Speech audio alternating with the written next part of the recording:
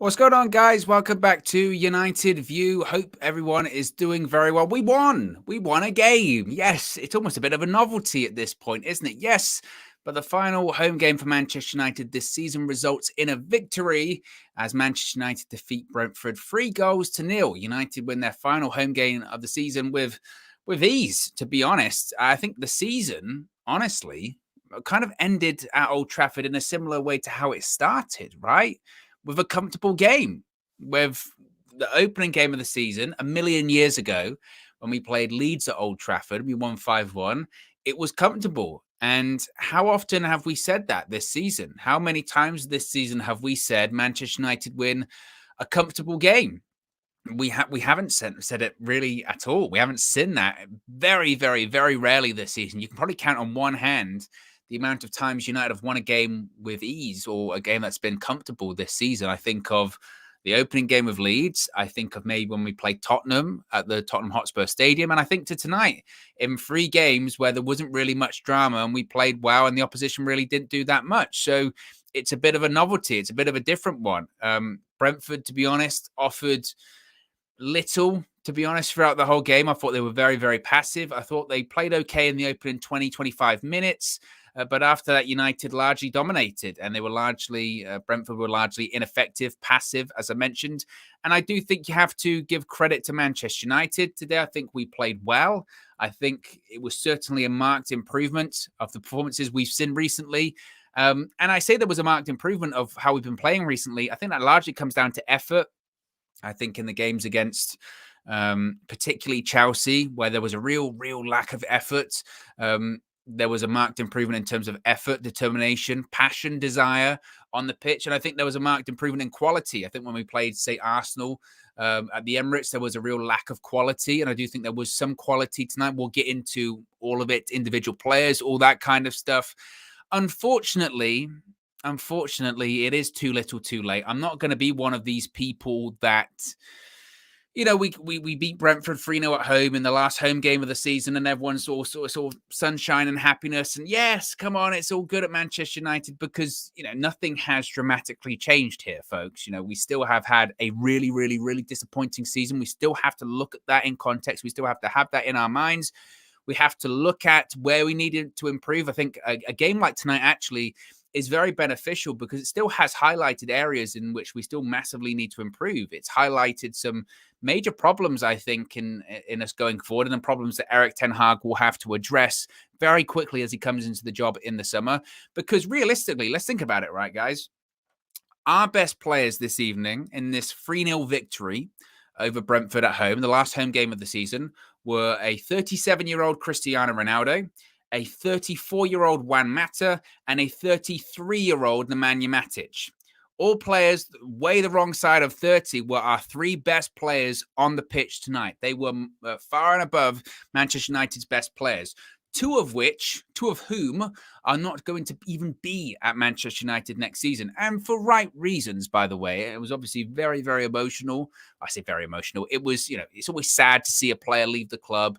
It's always sad to see someone that's been at the club a while and decent players leave, or when they're moving on or their time's up at the club and all that kind of stuff. But it shouldn't change any kind of sentiment, I think, towards them. We are making the correct decision of, moving on people like Nemanja Matic and Juan Mata because they're just their age. We need to be looking at younger players. We need to be looking at developing younger players. We need to be looking at a rebuild at Manchester United. Unfortunately, the room for sentiment left a long time ago. And as I mentioned, it's great, the result tonight, but it doesn't still change what is a disappointing season. Let me know what you think when it comes to this evening's result. Let me know who your man of the match was, your favourite performances, what you think of Manchester United this season, all that kind of stuff.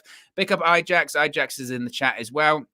He says, the grandpa's showing how it needs to be done. It's been like that the last couple of games, realistically. When it comes to Manchester United, the last few games, those players, it was the same against Chelsea, when with Matic and Cristiano Ronaldo, when Juan Mata came on in all of these recent games, he was our best player when he came on a couple of times. And I remember maybe it was 3 or 4 weeks ago when Mata was starting to come on for these sort of cameo appearances, and everyone was saying, and myself included, 2022, Juan Mata's coming on for whoever it may be. It might have been like Rashford or maybe Elanga or Sancho. Doesn't that speak volumes? And it still does. Absolutely speaks volumes. But he deserved his start tonight. There was lots of, people going, I can't believe Juan Mata is starting. Is he starting on sentiment? I really don't think Juan Mata started because of sentiment tonight. I know people are saying, oh, he only started because it was the final Old Trafford game of the season and it was just sentimental and they wanted him to give a good send-off. I think Juan Mata earned his start tonight. Every time he's come on as a substitute in the last couple of weeks, he's been United's best player. So why wouldn't he? Why wouldn't he start tonight? And guess what? He played really well. He was very effective on the pitch, and it just goes to show, doesn't it? It just goes to show the difference having just one player who is somewhat technically proficient on the pitch. Just the difference that can make. Someone that's able to actually, it's crazy, guys, pass the ball. Actually be able to receive the ball at feet and the first touch doesn't just bounce off of him, or is able to string 2 or 3 passes together, can actually link up with the 10 or with the striker or pass the ball into the winger into space, give them the opportunity to run off the ball, give them the opportunity to spin in behind. That's what having a technically proficient player can do. And that player shouldn't be Juan Mata for Manchester United, frankly. We should have a player that's in his mid-20s or early 20s that's able to do that. And the fact that Juan Mata at 34 years of age is still saying, look, I'm the best you've got at doing this is a problem. That is a massive, massive, massive problem. But again, that's why I think that Mata's performance tonight, whilst it was excellent, is actually a benefit, because I do think it shows. It goes to show what we still need. Absolutely, what we need. Let's talk about some of the players individually. See in the chat, Giovanni says Mata masterclass. I thought Mata was superb. I sound like Ricky, don't I? Juan Mata was absolutely superb, but he was absolutely superb. I thought Mata, Matic, and Ronaldo were fantastic tonight. Let's talk about Cristiano Ronaldo. Obviously, he scores a penalty. I think again he's Cristiano Ronaldo, frankly. But I think particularly in the last couple of games, we really noticed it. I think against Arsenal, I noticed it particularly against. Look, ever since really that hat trick he scored against Spurs, which was when now? That was March, wasn't it? I think, or late Feb. It all blurs into one. But ever since then, he's just been on fire, absolutely on fire. And we shouldn't be relying on Cristiano Ronaldo. We shouldn't be relying on any player to be carrying us through games anyway, let alone a 37-year-old. What he's still able to do is astounding, to be honest with you. I thought against Arsenal, what particularly impressed me was his link-up play, and I think we saw that again tonight. So many times this season, one of the criticism has been of Cristiano Ronaldo is that he's so static, right? He's just all the movement of Cristiano Ronaldo is gone. He looks like a fossil. He can barely move anymore. And whenever he tries to drift out wide, it doesn't work out. Or whenever he tries to be a bit dynamic, it doesn't work out. I thought his link-up play was sensational. And I thought a couple of times he had the fullbacks on their ass. This is 37 years old, Cristiano Ronaldo. He gets that penalty out of pressing. He gets that penalty out of hard work, which people were saying earlier on in the season he couldn't do. Cristiano Ronaldo, defensively from a forward press, he can't do that. That's how he gets the penalty tonight, because he goes over to the fullback, he weights him off the ball, and the fullback can't check his ego at the door and follows Ronaldo into the box, hits him in the back, and it's a penalty. And I was so glad that he took it. Part of me did think, here we go, Bruno Fernandes is going to take this penalty again, to right the wrong, if you will, from the Arsenal game. But I'm glad Cristiano Ronaldo took the penalty, dispatched it with style, like everyone, I'm sure. Certainly I did when he took that penalty. I thought, he should have taken it against Arsenal. He should have taken it against Arsenal, right? Yeah, absolutely should have, because it could have been a different game. But we don't live in could-haves or would-haves or anything like that. We can't live in the past. I do think a really promising thing is with Cristiano Ronaldo specifically, and this is probably why he should be the captain for Manchester United next season, is he's setting an example of all the players to have a positive reaction to Erik ten Hag's announcement of being the Manchester United manager. It's been Cristiano Ronaldo.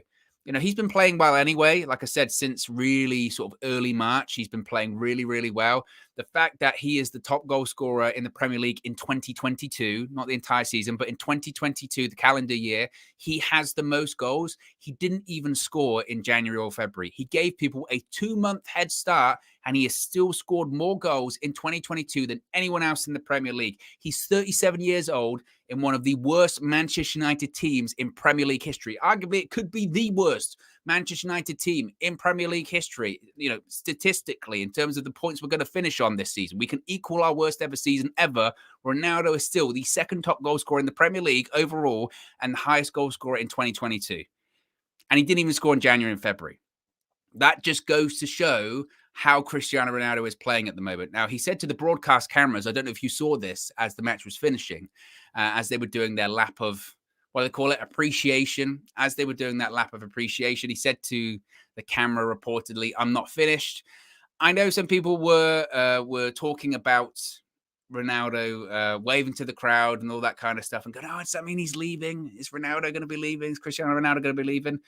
I really don't think so. I think there is a bit of a sense of maybe paranoia that he could be going, and because of how we've played this season, Ronaldo in the Europa League, all that kind of stuff. But I just look at it from a logical point of view of where would he go? Where would he go? Honestly, where would he go at this point? There have been rumors about Real Madrid. I can understand that, but I also look at what they're going to be doing financially this summer. Kylian Mbappe, Antonio Rudiger, a lot of money. Plus Cristiano Ronaldo on what would be his total contract in terms of bonuses and all of the above comes to, was it something ridiculous like 800-900 grand a week? So I don't see that. I see people saying maybe PSG and all that kind of stuff. I do think he stays at Manchester United. I do. And I understand maybe it's because of the Erik ten Hag factor, I suppose, of saying, or maybe Erik ten Hag will not fancy him, or maybe the rebuild can't happen with Cristiano Ronaldo. I think Cristiano Ronaldo might be really important to the rebuild, frankly. You need consistency. And out of a lot of people that haven't been particularly consistent this season, Cristiano Ronaldo has, especially in the last few months. I think you need people that are professional. And I know Ronaldo at times maybe can maybe not be professional in terms of some of his actions on the pitch.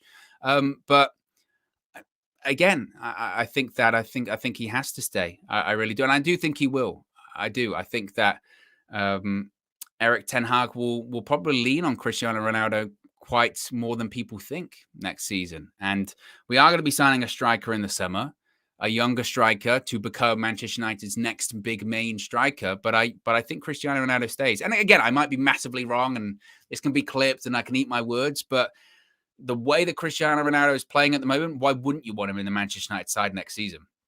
Honestly, at this point, it's more than just goals, which is crazy. Because before, the criticism was, oh, yeah, he's had these big moments for Manchester United this season, but what is he really contributing? Yeah, he scored some big goals, and yeah, he got us, dragged us through the Champions League group stage when we were objectively awful. Yeah, he did all that, but what's he really contributing?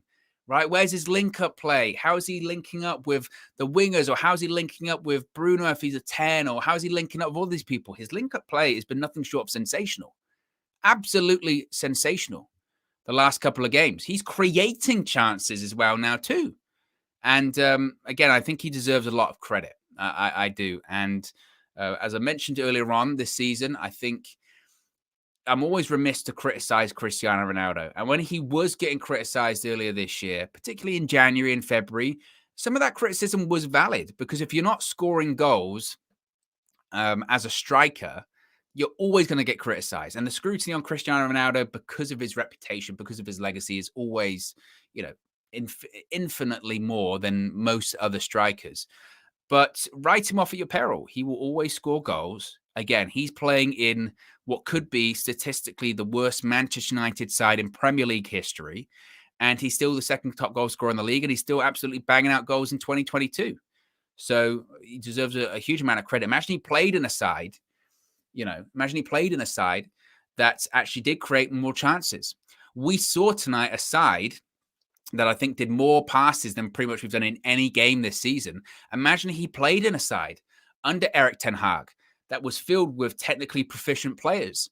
I think particularly why we were so comfortable tonight and why we created so many chances tonight and why at times we looked decent, was because we had some technically proficient players in there, because we had people like Juan Mata in there who can pass the ball, who we have someone in there like Juan Mata whose first touch is decent, people there like Nemanja Matic, and people like Anthony Elanga who is legitimately willing to run in behind.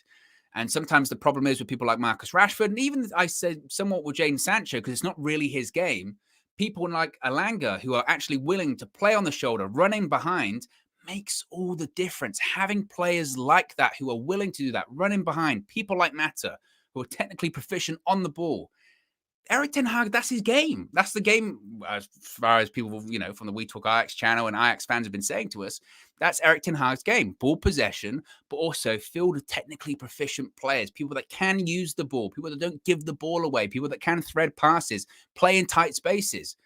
And Ronaldo played fantastic in a side playing that kind of style. It's not going to be the exact, hopefully it's going to be way better, but that kind of style tonight, Ronaldo thrives. So why can't he play in an Erik ten Hag system? Why not?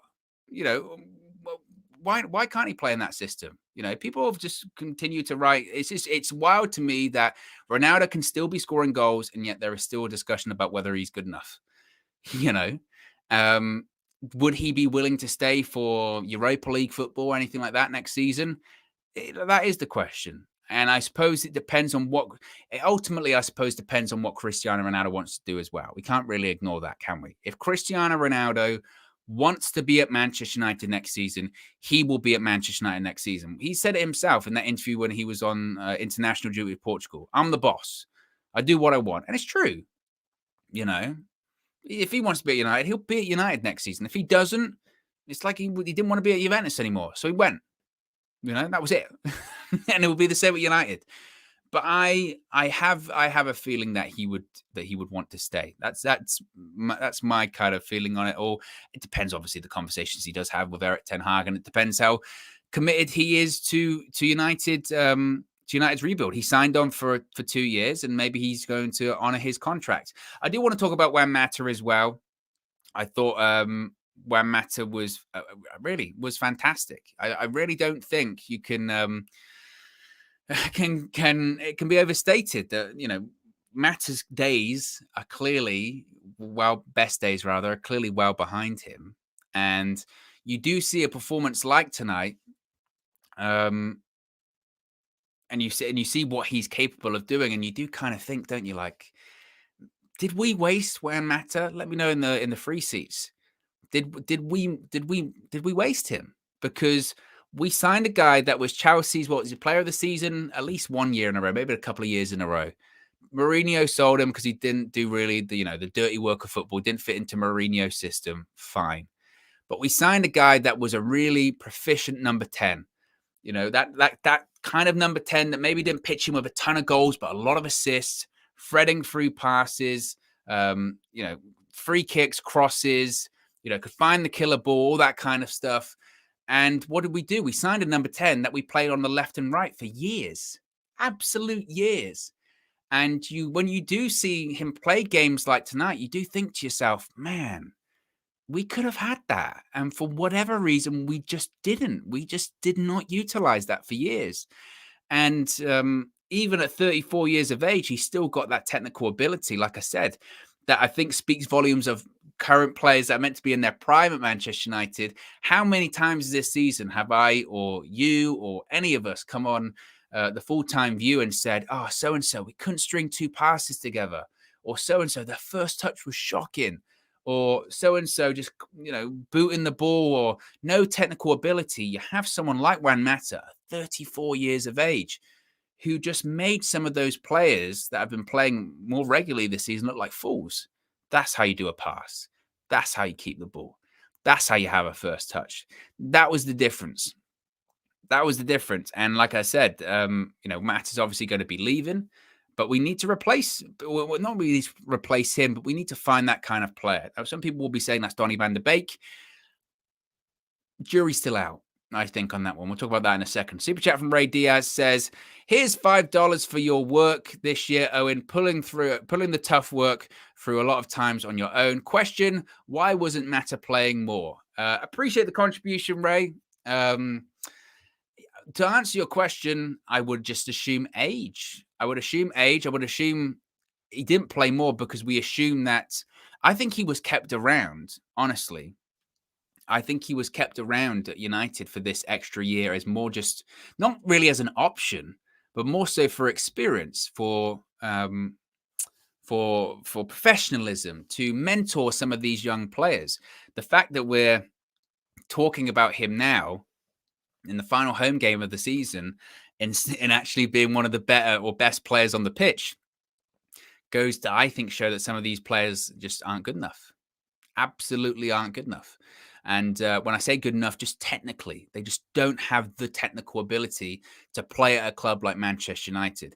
And they certainly don't have the technical ability, I think, to play under a coach like Erik ten Hag, whose focus is on possession, whose focus is on technical ability, whose focus is on playing in tight spaces and first touches and through balls and killer passes and link-up play and being on the same wavelength of a striker like Cristiano Ronaldo and other players like Bruno Fernandes. There are players in that side that just can't do that. And the fact that Mata at 34 years of age just basically schooled some of those younger players in the squad, that should be an eye-opener. But when it comes to the replacement, as Ijack says, you guys have that player. Donny, you will see next season. Some people are saying that. Some people are saying, well, Mata's going because Donny's going to get a run of games next season. I hope, I really do hope that we see that from Donny van de Beek next season. And if there's anyone that's going to be able to pull that out of him in a Manchester United shirt, it would be, of course, Erik ten Hag. Erik ten Hag would be the person to take it out of him next season. I do still think there has to be a bit of adjustment to the Premier League from Donny van de Beek. The loan spell hasn't really worked out the way he would have hoped at Everton because he's been injured for the majority of it. As I said, was it yesterday or the day before, that if Erik ten Hag comes in and not only is he playing Donny van de Beek more often, that's one thing. And I would say, well, that's a big call, but kind of expected. But he's also saying you're going to be my number 10. That's an even bigger call. I'm not sure I would be really shocked if he did that, honestly. I do think Donny will play more games. But Ten Hag will have to be careful, because if he's playing Donny van de Beek, because think of it from this perspective. Imagine he is playing Donny van de Beek next season. And imagine Donny isn't getting assists. And imagine Donny isn't really affecting the game that much. When does it get into, he's just playing him because he had him at Ajax, or he's just playing him because he likes him and all that kind of stuff? When does that come into it too? So that's going to be fascinating as well. From my perspective, I would still like to bring in a player that is, I don't know who it would be, but a younger version of Juan Mata. We desperately need better ball players at Manchester United. We know we're looking for a defensive midfielder. That defensive midfielder doesn't not just need to be a ball winner and a person that wins the ball back and great tackles. They have to be proficient on the ball. We have to be looking at multiple qualities at this point. We know Paul Pogba's leaving in the summer. We have to replace him again with a player that's technically proficient on the ball. I do not want to be seeing any games next season like I have this season, where Manchester United's passing is so bad that we can't string two passes together. Because in an Erik ten Hag system, that just does not work. That just does not fly. That cannot happen. So I want to be signing players that are technically proficient on the ball, because we don't have many of them in the squad right now. Again, with Donny next season, I really do hope to see that renaissance under it, and it might be possible. Again, I don't think he's probably had the loan spell he would have hoped at Everton, because he's been injured, and that's a difficult place to go into, especially with all that's going on at Everton at the moment. But I mean, if it does, like I said, what happens if it doesn't work out for him? If he's still not playing well next season at Manchester United, then it's make or break for Donny as well. Super chat once again from Red Baron. Appreciate the contribution. Says it's a crime what we have done to Mata, one of the best players when he was at Chelsea, and we ruined him. Always liked him like Ricky. Yes. Well, Rick, look, Fleck. His interview with Rick the other night was fantastic. And look, Ricky's Ricky. He's always incredibly entertaining, and there's always been big proponents, obviously, of Matic and Mata. But you do see games like tonight, and you can see what point he's trying to make, and it's a valid one. There aren't many good ball players at Manchester United, and it just goes to show tonight's result just goes to show the difference in having a technically proficient player playing in Juan Mata, the difference that can make at United. And as I mentioned, Erik ten Hag likes to play that style, so we do need people that can play that style. Maybe Donny, but again, I do think we need another midfielder. Obviously, we need a defense midfielder, and we need another midfielder on top of that. Could one of them be Christian Eriksen? I said this on the Full View yesterday, because I thought Eriksen, it's not so much in the second half, and maybe in the latter stages of the first half, because Brentford, we can't really. We can't deny it. I don't. Brentford played quite poor this evening. I think they had a good sort of, as I mentioned, 20, 25 minutes in the first half, maybe 30 minutes, had a couple of chances, but really they just wilted, and they were quite poor, actually, definitely in the second half. They were really poor. I thought they didn't offer that much. They were very passive. They're on 40 points. You would think they're safe, but I was thinking this the other day, that last relegation spot is going to go to someone that's on quite a lot of points. I mean, usually it's the 40-point mark. I think there's only one. Is there only one team that's been relegated for with over 40 points? I think that was West Ham. I want to say West Ham were relegated on 42. I could be wrong with that one, but I think we could be getting towards that this season. So you never know. I don't think Brentford are going to go down by any stretch, but they could be looking over their shoulder a little bit in the next couple of games. But I did want to shout out Christian Eriksen because, first of all, obviously, look, it's just great to see Christian Eriksen be back playing football. And not only is he back playing football, but he's playing so well. I remember when he was still at Spurs, and the last maybe 6 months he was at Spurs, he wasn't playing particularly well. And I think that was because it was all about the conversations about his future. Where's he going to go? He hadn't signed a new contract, and he wanted a different challenge, and he was being linked to all of these places. And he went to Inter Milan. And from what I recall, initially at Milan, it didn't really work out. He wasn't playing particularly well, or he wasn't playing particularly often. And there were discussions about him at the time, maybe coming back to the Premier League or maybe coming back to Spurs and all that kind of stuff. And I think it was in like January of last year that he came into the Antonio Conte Inter Milan side once again, and just a complete renaissance. Was absolutely fantastic, absolutely spectacular. Of course, they go on to win Serie A, and then obviously what happened to him happened in the summer, and it was tragic. And there was at one point we didn't even know if the guy's going to live, let alone play football ever again. So the fact that he is playing football, and not just playing football, he's playing in the best league in the world, the most competitive, some of the best players in the world, and he's playing so well. I think he's got a contract to the end of the season with Brentford. He's not going to be there next season because, no disrespect to any Brentford fans or no disrespect to Brentford themselves, but Christian Eriksen is just far too good for Brentford. I think him going to Brentford was about regaining his fitness, regaining his confidence, seeing if he could still do it. Was there going to be any after effects, lingering effects? Of course, it was a bit of a gamble considering what happened, but his health is fine. And it's not just all of that. Not just that his health's fine, not just, that he's playing again, but he can still affect games. In that opening 25, 30 minutes, he was the best midfielder on the pitch. Some of the passes that Christian Eriksen was doing, again, I put it out on Twitter and I said it on Sunday.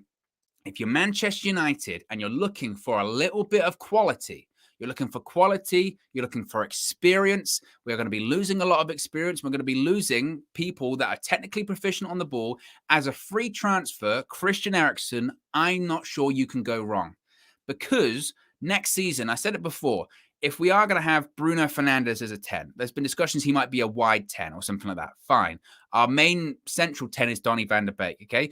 Who's to say that's going to work? Who's to say that's going to be, that's going to work out? And Donny's just going to set the world alight. It was just about having the right coach. Who's to say that's going to happen? Who's to say Donny doesn't get injured? He's been injured at Everton. If that is the case, you need backups. You need a strong squad. You need people that can step in and that can do it and are reliable. And if I'm Manchester United, I know Christian Eriksen, he's what, is he 30, 31? On a free transfer with a point to prove, why not? Why not? I look at Christian Eriksen tonight and I say, absolutely. Why not? Spurs are interested in him. Why can't we be interested in him? I think it's a bargain. I think it's a smart move. It could be a shrewd move. I think we talk about our set pieces being really poor. And we did score from a set piece tonight. Rafael Varane, we'll talk about him shortly. But there's a guy who's very reliable on set pieces, free kicks, corners, and a guy that I said that can still do it. And in a World Cup year, of course, he's going to be fired up. And of course, he's going to be wanting to prove a point. So I would take him. I absolutely would. Aswin K with the super chat. I appreciate the contribution. Aswin says, Real Madrid selling Casemiro, best central defensive midfielder for 50. I'm just a bit like nervous about signing people from Madrid that have achieved a lot because of, just past. I don't know. But look, there's no doubt he's still incredibly good. Red Baron with the super chat says, Juan Mata and David Silva were still at the same club. Juan Mata at the time was considered the better player. If he went to City, he would be different. My point is, we might ruin Donny the same way. Well, I think obviously Donny has got certainly the positive for Donny next season is that he's got Erik ten Hag. But I don't think it's without question. Absolutely, I don't think it's without question that that Juan Mata probably should have had better days at Manchester United. But in terms of you think of moments, he still had great moments. I mean, probably the best is the scissor kick at Anfield. Wanfield is still, was that the last time we won at Anfield as well? Louis van Gaal in his second season. Fantastic. But he could and should have done so much more at United. And it's a career where he was at the club for such a long time, and the amount of times he actually probably played as a 10 is rare, which really does speak volumes. Diogo Dalot. What does everyone think of Diogo Dalot's performance this evening for Manchester United? Fullbacks are a massive problem, a really big problem. When Ralph Rangnick came in, Diogo Dalot basically became his preferred right back over Wan-Bissaka, and I think a lot of people were very happy about that. See Dalot get the chance. Wan-Bissaka was not really doing much of anything, but nor is Dalot, and he really hasn't. Alex Telles was playing more games over Luke Shaw. Obviously, Luke Shaw is injured at the moment. He's probably not going to play again this season. But what's Alex Telles done? Nothing. Nothing. We are in a situation where, honestly, we probably need at least 3 new fullbacks, possibly 4 new fullbacks next season. Honestly, and the more games you watch with Manchester United at the moment, the more it's becoming clearer to me that I think it's more of a priority than we actually probably thought. Previously we were saying, the priority's got to be a striker. Absolutely. Priority's got to be a central defense midfielder. That was a priority even when Ollie was in charge. So of course it's a priority now. Priority's got to be a central midfielder that's a bit more technically proficient, attacking, replace someone like Paul Pogba. Fine. Priority's got to be a centre back because they just aren't very good, and the good ones that we have, i.e. Rafael Varane, questions about his fitness. But the more you watch games for Manchester United at the moment, and you look at those fullbacks and you say they are just not good enough. They're not. They are not good enough. And in an Erik ten Hag system where the fullbacks are so vital, I have major, major, major question marks about the ability of any of them to live up to that standard. And, let's not even talk about them being in anywhere near a similar conversation to the fullbacks at Liverpool, City, and Chelsea for that matter, because they're nowhere near, absolutely nowhere near. And again, it goes back to having players that are technically proficient on the ball, do get assists, do actually affect the game. I look at Diogo Dalot and he doesn't affect the game. look at Wan-Bissaka, he doesn't affect the game. I look at Luke Shaw, sometimes he affects the game, but he can have a season like he had this season where he was really, really, really poor. He can have a season like he had the prior season where he played really, really well, and he was very good for England in the Euros, but pretty much for the rest of this season, he just was not there. And Telles is 30. And, I think there's almost a misconception that Telles is maybe a bit younger than he is. For 30, for a guy that's 30 and does have, a somewhat significant amount of experience, and a guy that's meant to be a set piece specialist or a crossing specialist, a free kick specialist, a corner specialist, we just do not see that. We do not see that. And S says Alvaro Fernandez will fill in next season. Do it. He got an assist for Garnacho. Garnacho with a good finish against Liverpool under 23s yesterday. So, I would say, Fernandez, Shaw, but particularly that right side, I would say we definitely need a new right fullback. And one of them will go. Whether it's Dalot or whether it's Wan-Bissaka. In the summer, there were reports about, Borussia Dortmund being interested in Diogo Dalot. Obviously, there are rumors about Crystal Palace being interested in Aaron Wan-Bissaka again.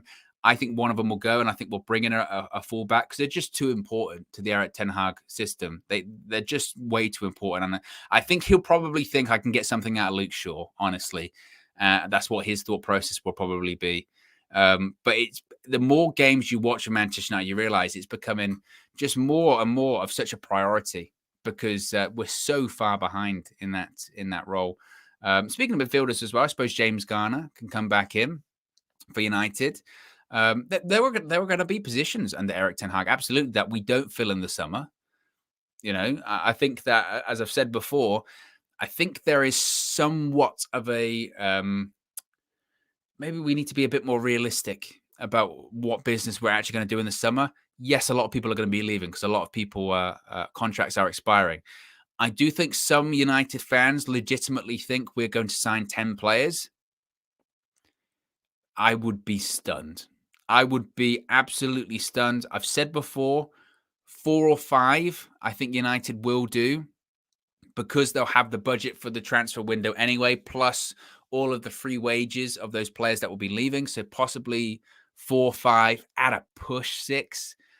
But I would be really shocked with 6, honestly. I think it would most likely be 4 or 5, and I think we need to be realistic with that. Erik ten Hag does not fix Manchester United in one transfer window. We can hope that and we can wish that it was Football Manager, and if you sell this player and if you get this around and you move this kind of thing around and all that kind of stuff, then we would be able to sign all of those players. But it's not. It's going to take multiple transfer windows. It's going to take, they were talking about it on Sky earlier, weren't they, saying it's 5 years too much, but it will take at least, if you're counting, winter and summer transfer windows, let's just say summer transfer windows, it will take at least 3 transfer windows. I would say 3 summer transfer windows to really bring in all the signings that I think Erik ten Hag will be looking for. And, of course, move on some of the players that won't be leaving Manchester United this summer as well, that we probably would still be hoping that get moved on as well. So it's going to take a lot of time. And I do think we need to be realistic about the players that we are going to be bringing in this summer. Again, I think it will be maybe 4 or 5. I think that will include a striker, defense midfielder. I think it'll probably be a centre-back and a right-back. That might be the 4, honestly. I think that'll probably be the 4 that we're looking for. And maybe something else will happen. I'm not sure, but I think ultimately that will be the case for Manchester United. But who would you say who was your man of the match tonight? Obviously, Sky gave it to, I believe they gave it to Ronaldo. Fair. I think, like I said, I think his link-up play was very good. I think obviously got his goal that he deserved. Had an offside goal as well, which was a shame because it was once again great link-up with I think it was with Mata and Cristiano Ronaldo. Let me just check my notes. Yeah, it was Bruno to Mata, Mata to Ronaldo. And look, they all linked up really well. And again, I thought that both Mata and Ronaldo played very, very well tonight. But it's just... and again, there was a somewhat of a good atmosphere, I suppose, when the match ended and the players did their walk around the pitch, which, to be honest, could have gone way, way worse. Let's be honest here, right? Considering the season that Manchester United have had, if that was a 0-0 tonight, or and it was a dead rubber anyway, but if that was a 0-0 and that was or we lost, walking around Old Trafford and doing the clap to the fans and all that kind of stuff, that could have gone a very, very, very different way. And that could have been quite a really difficult moment. And I think also, look, it was funny because obviously everyone was meant to be walking out, in the 73rd minute. And I think Varane had just scored. And it's the first time, or one of the rare occasions this season where United were playing well. And some of the people actually stuck around because they wanted to see the game.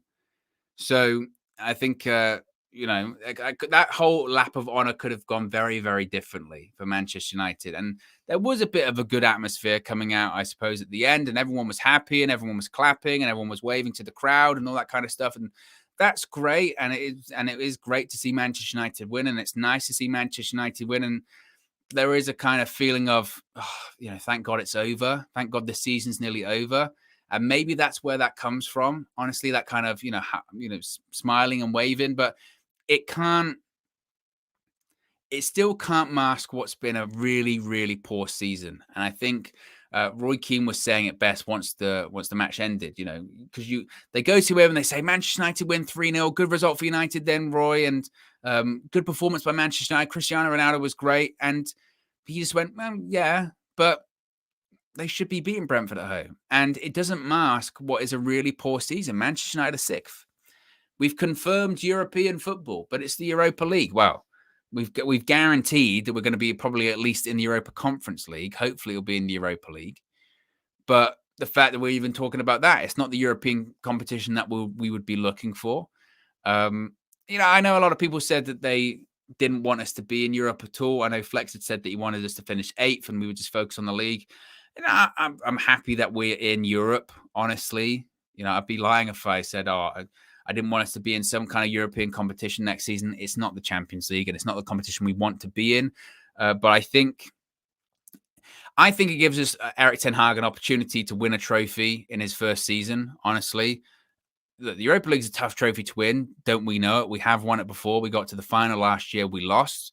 But the way I do look at it is that whilst we're still not the best side, we would definitely be one of the strongest sides in that competition, right? We would be one of the strongest sides in that competition because of the players we have and because of the coach that we have.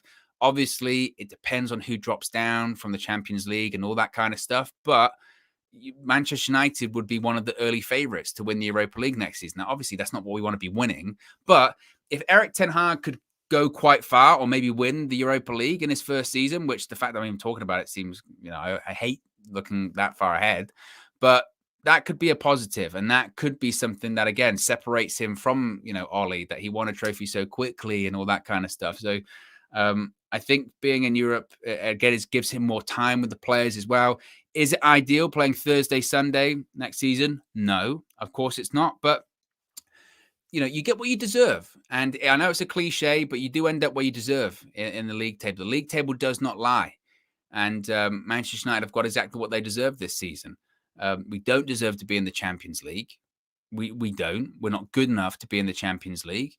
So we're getting what we deserve and we're being in the competition that we are deserve. So, there is, I guess, I personally think that the smiling and sort of relief and maybe a little bit of happiness is because it's over, right? I know there are 2 games left, and for all the smiles and happiness that people have got at the moment, that could change very quickly if we go to Brighton at the weekend on Saturday in the Saturday evening time kickoff and lose. Then it's going to be once again be like, oh, we're terrible, finish the season. They're going to be tough games as well. So all of that's still to come, honestly, and who knows what's going to happen. I did put this on Twitter earlier, by the way, as well. So where do you think, if we are in the Europa League, let's say we are in the Europa League next season rather, and it looks like we are going to be, it doesn't look like we're going to be in the Conference League, but it looks like we're going to be in the Europa League. Would you say United are early favourites for that? Just with the bookmakers, I was assuming we would be. So maybe Marcel is rubbing off on me. That's probably the problem. Yeah, that Red Baron says Owen is the optimistic. Marcel is rubbing off on me. Yeah, it is a bit of a problem. Steffi Jegs says, thank you, and appreciate all of you guys. Look, I'm out of here. I know it's late for everyone, but be sure to stay tuned. Obviously, all of the fan views with Flex outside the ground for Manchester United's final home game of the season are going to be coming up soon. I'm assuming player ratings are going to be up as well. As I mentioned, we all are also back in action this weekend. We have the away trip to Brighton at the Amex. Got some really fun stuff planned for that too. Hopefully, Cage is going to be back in the studio. He's negotiating that contract, so hopefully Cage is going to be back in the studio. And then the following week, we have the final game of the season, Crystal Palace away as well. But be sure to enjoy yourselves. It's a rare Manchester United comfortable victory, so enjoy it. Enjoy it whilst it lasts. I'm out of here. Have a good one. Peace.